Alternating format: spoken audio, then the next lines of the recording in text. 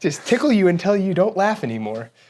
No. Learn to not laugh while being tickled. Wake up. Welcome to the Throwdown. This is the last week of the 2020-ish, kind of, even though we're 2019, CrossFit Open. Move your laptop back. Get ready. We got a fun one. You get to figure out your reps by yourself today. Choose your own adventure. Big boy and big girl adventure, that is.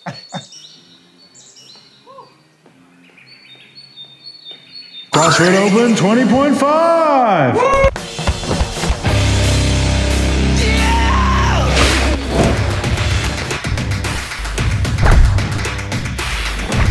So if you're new to this series during the CrossFit Open, we want to let all of you know that we have a Throwdown series that goes all year round. We're going to start that back in a couple weeks, and if you're interested in how that setup looks, you can go into our archives on Training Think Tank's YouTube page. We give you a qualifier style workout and invite all of you with our Training Think community to do it with some tips and strategy that we give on those videos. If you're disappointed with your performance in the Open, the best way to get better at performing in a qualifier style workout is to just do them. We give you an opportunity to do that every week with the Throwdown. We release them for free on our YouTube. We give you, like Brandon said, standards. We're gonna give you movement demos and basically set it up as close to the Open as we possibly can. Gives you an opportunity to recreate that Open environment in your own gym.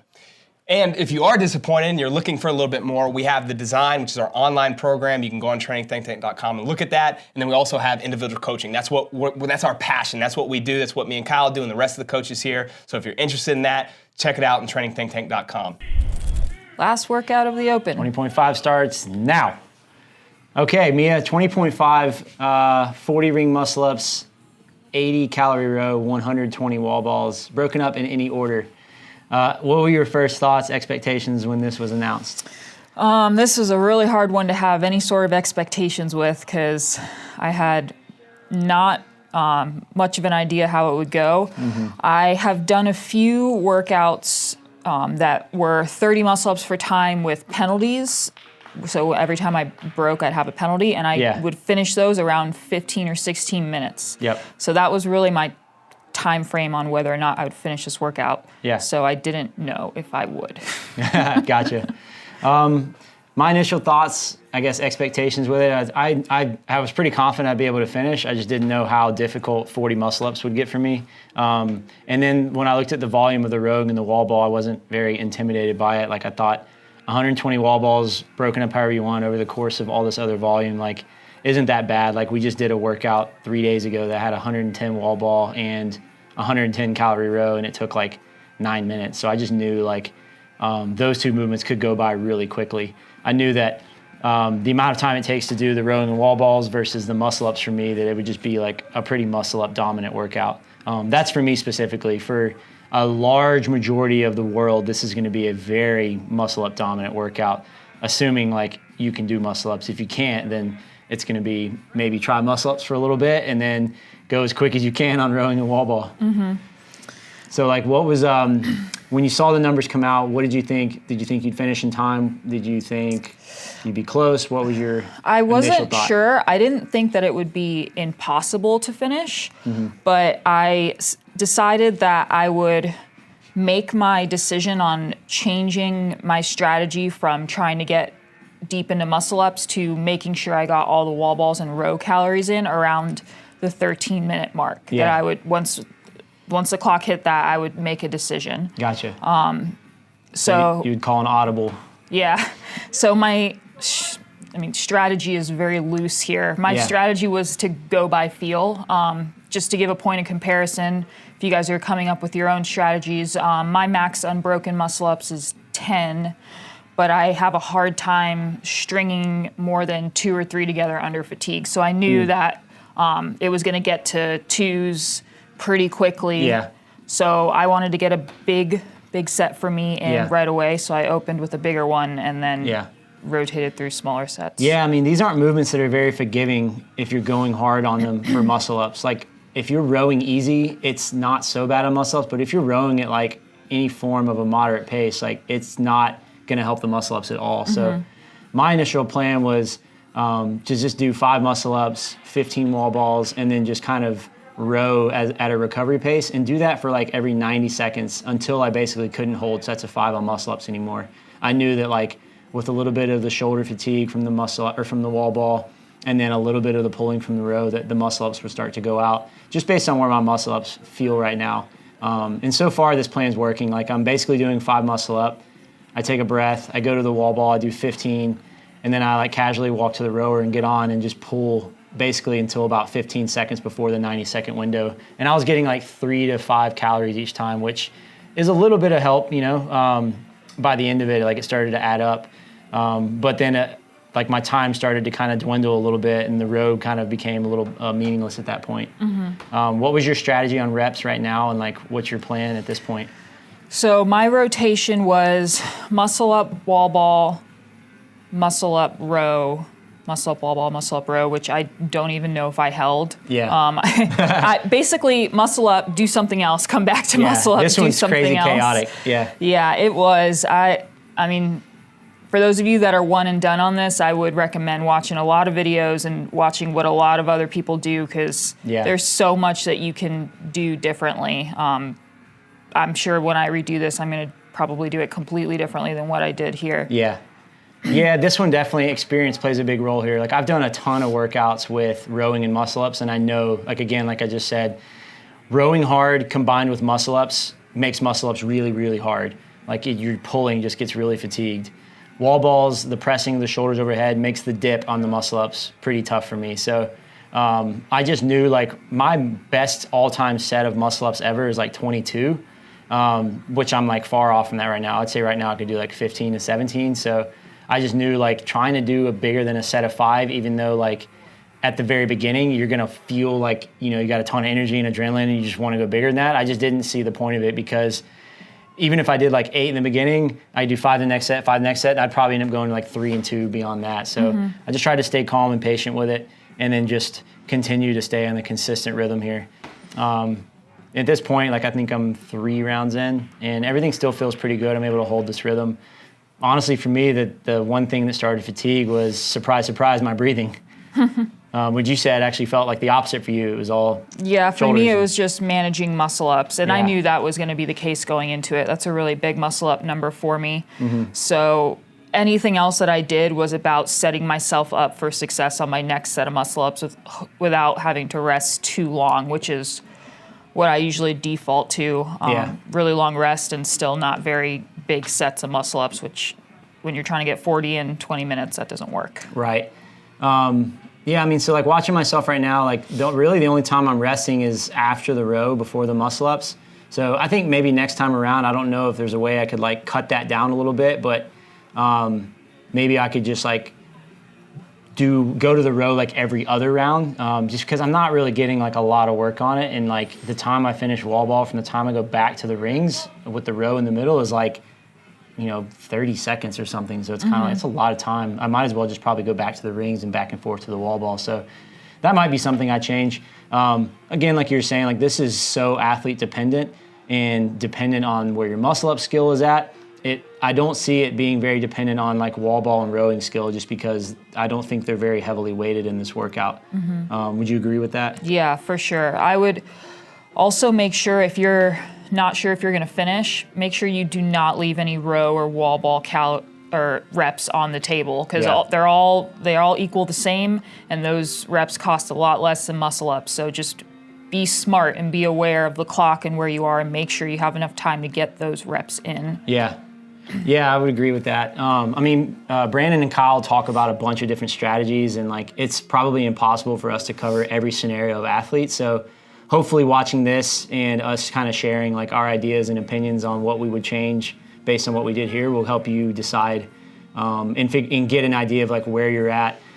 Don't go watch Patrick Vellner and think, all right, cool, like he went really big, and that guy's like world-class, elite, amazing at all these movements. Like I'm super impressed with his time, considering like he's even a bigger guy, but I mean he's one of the best in the world, and like 40 muscle ups to those guys is like nothing. Like that's something they do probably twice a week in training. 40 muscle ups to someone else who like, whose max set is 5 is like a ton of work. So just be very conscious of that, and be, I would say, conservative in the front end, because what you don't want is just to blow up your first set and then like you ended up doing singles and failing and wasting a lot of time. Where would you say, at what point would you say you started to realize this might be difficult to finish and like you had to kind of change plan? I think when it started to get hard to do doubles and I felt like I had to rest a good amount in order to do it. Yeah. I asked Ryan, my judge, to let me know how much I had left on the row and the wall balls, and I just decided that I needed to focus on that for a little bit and then get back to the rings. We don't have a clock, so I don't know if we're there quite yet. I don't think so. I think we're about 8 minutes in. Yeah. We're about 8.5 minutes in.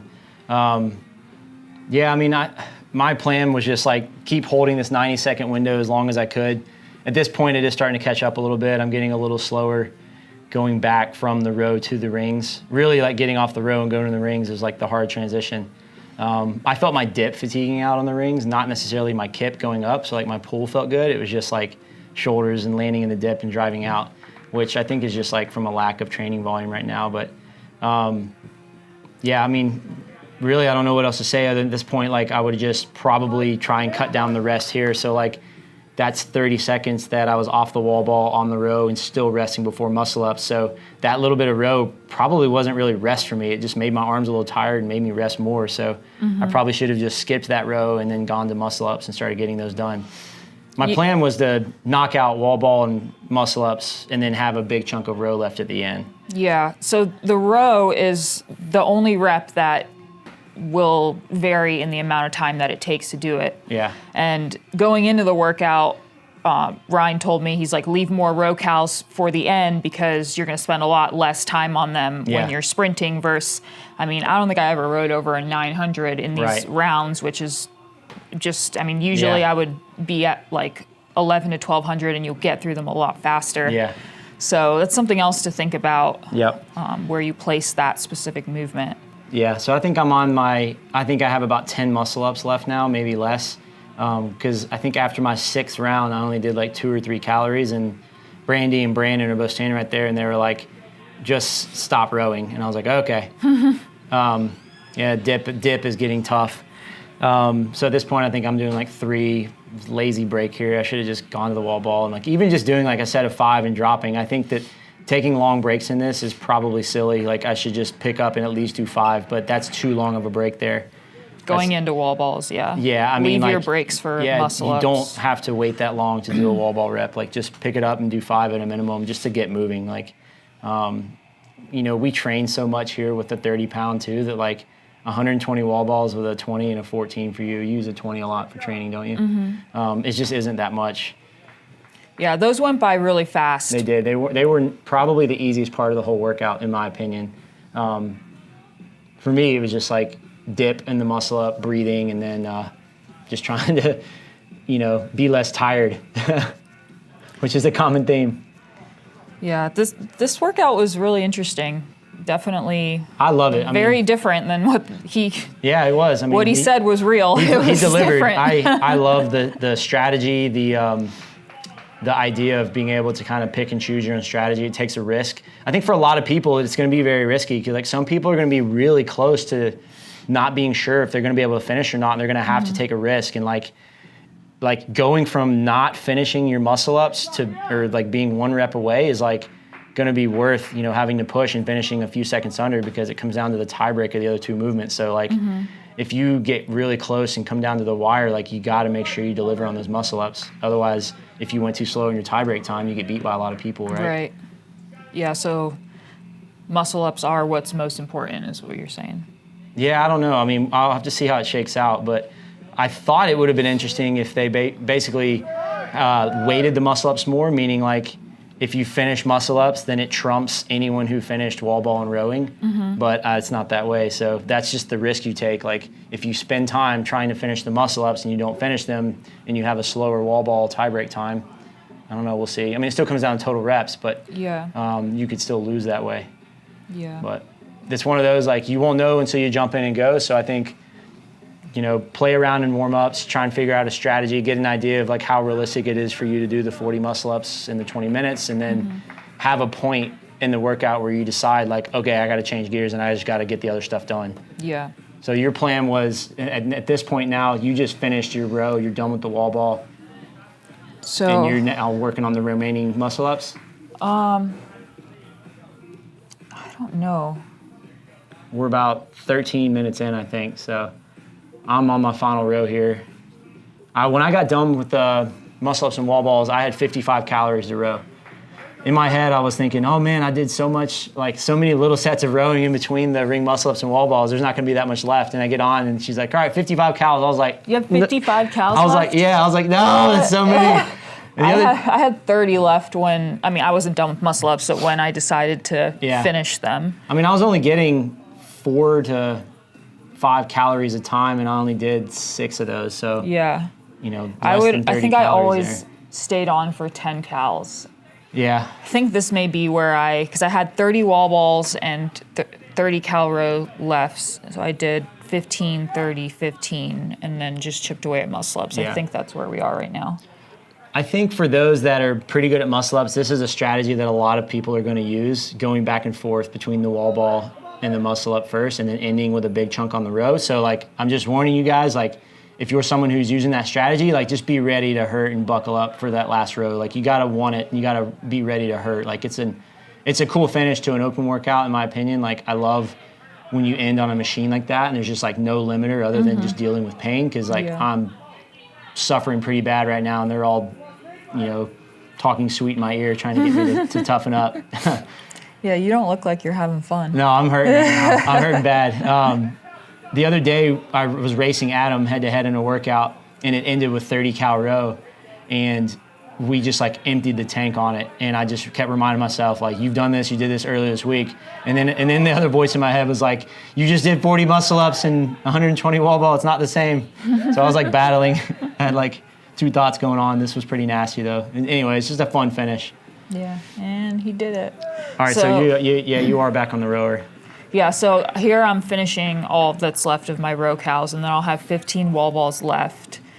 And then I don't remember exactly how many muscle-ups I had left at this point. Maybe, it was definitely less than 10. Yeah. But even here, like I'm rowing a little harder than I was when I was going through the rounds, but it's still... So you're going for tie break right now. Tie break, but not necessarily trying to bury yourself, because you knew you were going to have to finish on muscle-ups. Right, and... Yeah, that's tough, because it's like, what do you do? What's the decision you make? I was so confused this whole workout. Because you think about it, like, I mean, this is just our initial thoughts on it, and like, we don't have the perfect plan and mastered idea yet of like what the best strategy is in terms of reps, but like, if you just get one more muscle up, then it trumps all the tie break times on that previous rep. Exactly, so like, yeah. I don't know. So like, what's better? I wasn't really thinking about tie break time. I was thinking about just making sure I got all these reps, and then doing what I could do after that. How easy are wall balls for you? They're not hard. How many can you do unbroken? I don't know. I've never tested that, but forever. No, I don't know about 2 days. Forever. You have to count in days. I did 3 days of wall ball. I mean, I never train with a 14-pound ball, so 14-pound ball is nice. Yeah. But my quads are still very sore from my retest of 20.4. Yeah. So they weren't as easy as they normally are, but they were still the easiest part of the workout. Yeah. I was sore for like 6 days after that workout. What gets me on wall balls, and I don't know if anyone else has this problem, but I actually asked Kyle, it's your boy Kyle right there, who was standing next to me at the wall balls. I asked him if he could get me a bottle of Clear Eyes while I'm doing wall balls, because my eyeballs always dry out because of jumping up and down in the air. I don't know if it's because I'm like looking up too high and my eyeballs are wide open, but that's a real problem.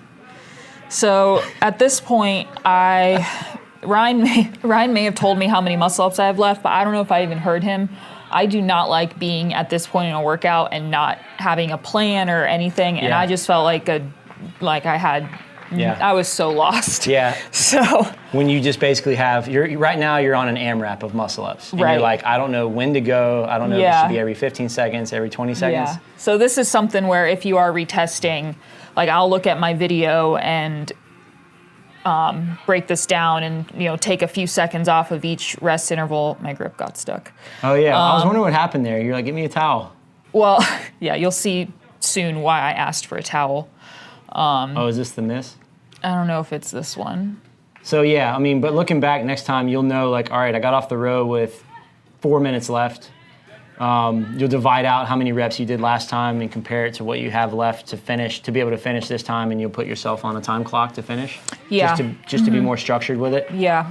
I also think on the front half of the workout, and I'm not sure on any of this because I need to look at it and break down times and see what's realistic, but maybe do like not just one set and then leave the muscle ups, but maybe do 2 sets before I go do something else. Yeah. Just to front load it a little bit more because I am going to get to this point where all I can do is singles and I need to have a lot of the work behind me. This might be the disaster of a rep. So how many did you have left when you got off the row? And yep. Oh, that wasn't as bad.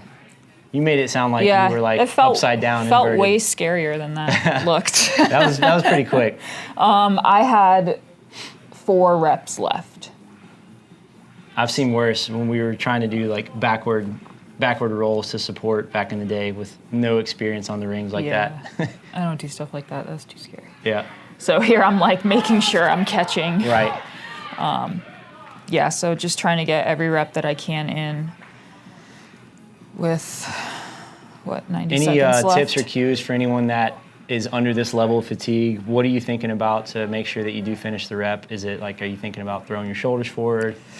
When I get really tired on muscle ups, I definitely over-exaggerate the turnover, which is probably why I fell through the rings on that 1 rep. Meaning like being really aggressive and pushing your really chest aggressive forward? coming through. Yeah. Because usually when I fail a muscle up, it's the dip, it's not the turnover. Right. So I don't know if that's the right thing to focus on, but I think this may be the last rep. Yeah, I mean, I think it depends on what goes out on the person. Yeah. So that was how many reps? I got 36 muscle ups. 36, so 4 left. So realistically, you needed like maybe another minute or so? Yeah. Okay, definitely doable. Another minute or a smarter plan at the beginning. Cool. I've got some muscle up videos, and we'll have a lot of demo stuff posted as well. I'll put it on my link tree at 𝐒𝐐𝐲 Coaching in my Instagram channel. But other than that, I mean, I think have a good strategy. Hopefully this brought some insight, and hope you guys finish 20.5 and the rest of the Open. Good luck. Good luck. So like always, we want to start with the movement standards, and we're just gonna be out front here. Go to the website and look at all the standards because there's some new ones. The big thing that we do want to say, 2 cameras. 2 cameras, you must cameras. have. One of them has to be looking at the rower the entire time. So make sure that if you are someone that is submitting a video that's in a competitive spot for either a sanctional or for the CrossFit Games, that you have 2 cameras set up because that's going to be extremely important for you. So I think that segues well into setup. So when you're actually setting up your competition station here, you do have to, like Brandon said, have 2 cameras set up. You're gonna need to be in a place where you can have a camera filming the rower without being obstructed by any of the other equipment. So how would you suggest someone actually going out there and laying out their equipment for optimal setup and transitions? Yeah, the way that Mia did it in the video, I think is probably pretty smart. She had it where the rower was kind of protected by the rig and then her camera was kind of up underneath the rig. So obviously if you're in a small gym that there's a bunch of people going, you're gonna have to kind of block off the camera so a wall ball doesn't hit it or whatever may happen. But as long as you can have that camera protected by something, you know that it's not gonna shake around, it's viewing where the rower is at, and then ideally, you have wall balls set up on your rig like Mia had in this situation tonight where she can get off, take a 45-degree turn or a 90-degree turn and get right into her wall balls. Well, normally we would say that transitions are a key in a workout like this because typically they would provide some sort of rep scheme and some sort of braking scheme. But since they didn't do that tonight, I can't tell you that transitions are like the most important factor here, especially if you're someone who's going to be like saving most of your row for the end of the workout. Yeah. Like transitions in that case probably just don't matter that much. So I think much more important than discussing finer points of setup, let's actually get into separation value and some of the strategy buckets that we came up with for this workout tonight. Let's break this workout down. All right, so the way that we wanted to break down the separation strategies tonight was basically into 5 buckets. And so the way that we looked at this is for those that basically don't have any muscle ups, those that have maybe 1 to 5 or maybe even up to 10, those that are kind of in what we consider the gray zone, which would be like 15 to maybe 35 muscle ups, but you know you're not going to finish. Might have the capacity to finish it, maybe if they dial in the strategy correctly. You're really close, but you most likely won't be able to. Those that will finish, but you're not really sure where it's going to be at, maybe that like 15 to 20 minute mark, and then those that know they're going to finish and are basically at a high level, what we consider like going towards that games level that's trying to go as fast as possible. Well, our first group, those that have 0 muscle ups, I think the workout is relatively straightforward. You create the fastest row and wall ball structure that you possibly can and get that done as quick as possible. I think if you're someone that's on the verge of getting your first muscle up, maybe spend the first minute or 2 minutes trying to get that, because if you do, that's going to create a huge separation value at the very end of the workout. But in the end, I think my recommendation would be to create some sort of round for time based structure, just dependent upon your capacity. Yeah, and you're going to finish that in under 20 minutes, at least for most people. So then you do have an opportunity to try a muscle up if you're close, but just know like you can't spend a ton of time on the muscle ups and expect to get a decent score, decent time for a tie break here. Yep. I think for the second group, those who are in that 1 to 5 or even up to 1 to 10, I think those people definitely need to spend the first 2 to 3 minutes getting as many muscle ups as they possibly can while they're fresh. Because if you just save them for the end of the workout and you're someone that really does only have 1 to 5 muscle ups, the likelihood is you're going to spend the first 2 to 3 minutes after you finish the row and wall ball resting before you're even able to begin working on muscle ups. And like you said, the muscle ups are going to be a huge separator here. So a lot of people are going to be able to just finish the number of reps that it is for the row and the wall balls, but getting just 1 muscle up will move you up the leaderboard thousands of spots, and then getting 2 will move you up another several thousand spots, and so on and so forth. So making sure that you can get a couple in the beginning and then have some time at the end to see if you can get a few more, obviously will be a huge difference on the leaderboard. To lay out specifics for this, the way I would do it is spend the first 2 to 3 minutes getting as many muscle ups as you possibly can, then do rounds for time of wall ball, and then once you finish the workout, once you finish that chunk, then spend whatever time you have left chipping away at your muscle ups and get as many as you possibly can. I think the next category, which we consider the gray zone, is where most people are at, right? And that's, we're saying basically like you may be able to finish, but you're not sure because you've never really done 40 muscle ups in a 20-minute cap. So it's probably that person that's like 15 muscle ups to 35 muscle ups, but you want a strategy that's going to work to get you as close to the maximum amount of reps that you can get. Yeah, I'll say first and foremost, everyone who's going to be in this category is most likely going to finish the wall ball and row. So you need to make sure that no matter what in your strategy, you have set it up so that you finish the wall ball and row at some point before the end of the workout. You don't want to lose free reps. I think that's the way that everyone needs to look at this. You can't waste away free reps. Like everyone can row and everyone can do wall balls, not everyone can do muscle ups. So if you get close to the cap, make sure that you finish those rows and wall balls before you try any more muscle ups. I think from a strategy perspective, there's 2 options here. The first being getting a big chunk of muscle ups done and then doing rounds for time of the rest of it. And then again, like we said, for the people that have 1 to 5, then just chunk away at the end of the workout. Right. I think that's one option. I think that's for people who tend to be on the lower end of that, the 15 to 20 range. I think that would be an optimal strategy for them. The second one is do rounds for time, similar to what you saw Mike do out there, and then just finish with an AMRAP of muscle ups when you get done, instead of finishing with the row at the end of the workout. So choose rounds for time base of maybe 1 or 2 muscle ups, and then maybe 10 calories row and 15 wall ball or something like that, and do rounds for time of that. And then once you finish the row and wall ball, complete as many muscle ups as you can after that point. Yeah, and this is all dependent on how good your muscle ups are, Absolutely. Right? So we talked about Mike just a second ago. He's able to hold sets of 5, and he really would be categorized as kind of like our next one, those that can finish but are kind of close to that. If you're someone that only can do 1 or 2, then you really got to think about your strategy a little bit more.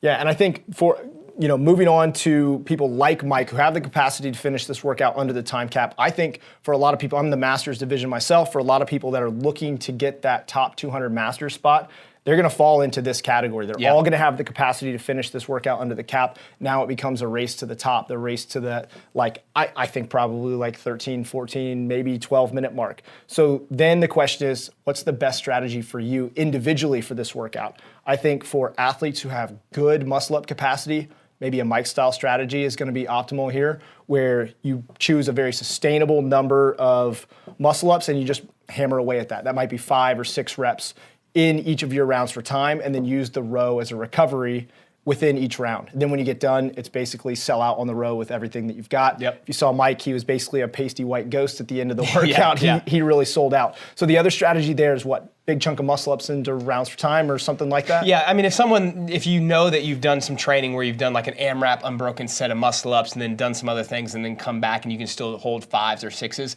that's a good strategy for you. And I've given work like that. I know you've probably given work like that to people where you get comfortable doing maybe a set of 10 or 15 and then you can go to your 5 every couple of minutes or maybe 3 every couple of minutes while you're doing rowing and wall balls.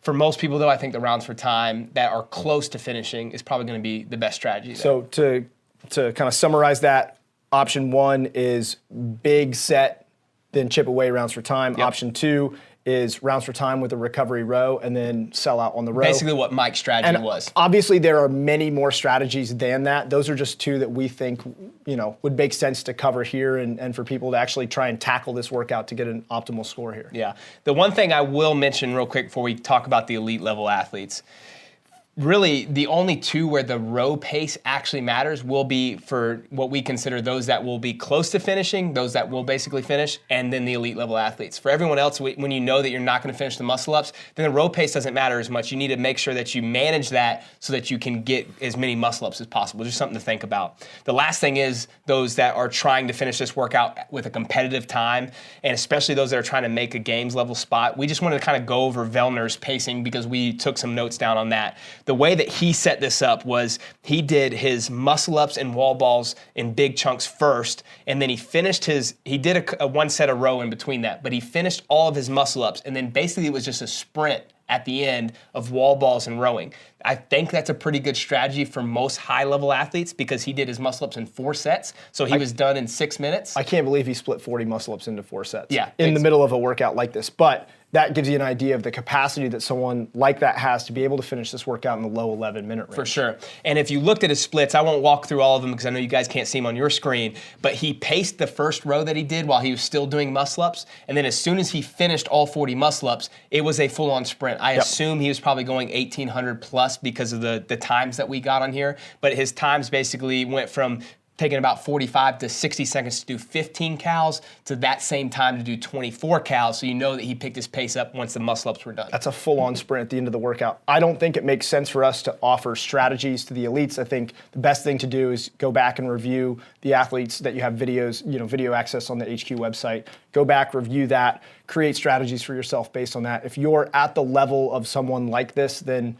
I think you'll probably know that and you'll be able to tackle this in a way that makes sense for you. Yeah, I love this workout. I think it's just something new. It's going to require some strategy from every type of athlete. So I think it's something that's going to be a lot of fun to watch. We are going to make another video. It'll be relatively short later on after we watch some athletes go because we're giving you a ton of different strategies now.